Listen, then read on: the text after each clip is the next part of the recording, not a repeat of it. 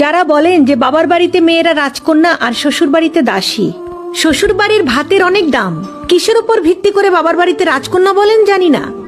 এতটুকু বলি আপনার অভিজ্ঞতা স্বল্প, এখনো বাস্তবতা দেখেননি, এই জন্য বাবার বাড়িটা আপনার কাছে রাজপ্রাসাদ।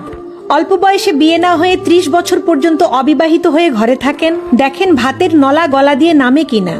প্রতিবেশীর অল্প বয়সী মেয়েটা যখন বাচ্চা কোলে নিয়ে আপনার সামনে দিয়ে হাঁটে তখন কেমন অনুভূতি হয়?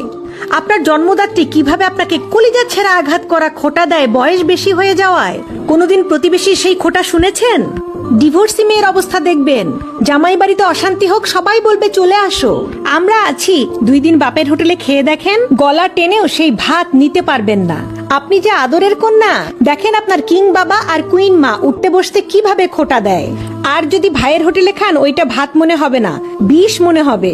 আর আপনি যদি কালো হন আর কি বলবো, জন্মের পর থেকেই দেখবেন আপনার কোনো গুণ আর এই সমাজ দেখবে না। তাই আপনি যতই বলেন না কেন বাবার রাজকন্যা আপনি, আসলে কি তা এখনো জানেন না। সবকিছুরই একটা নির্দিষ্ট সময় পর্যন্ত মূল্য থাকে, হোক সেটা মানুষ কিংবা পণ্য। মেয়েদের যদি স্বামীর বাড়িতে সুখ না হয় তাহলে বাপের বাড়িতেও সুখ নাই। বাপের বাড়িতে বিয়ের আগে মেয়েরা কিছু বছরের জন্য রাজকন্যা হয়ে থাকে, তারপর এদের দিকে কেউ ফিরেও তাকায় না।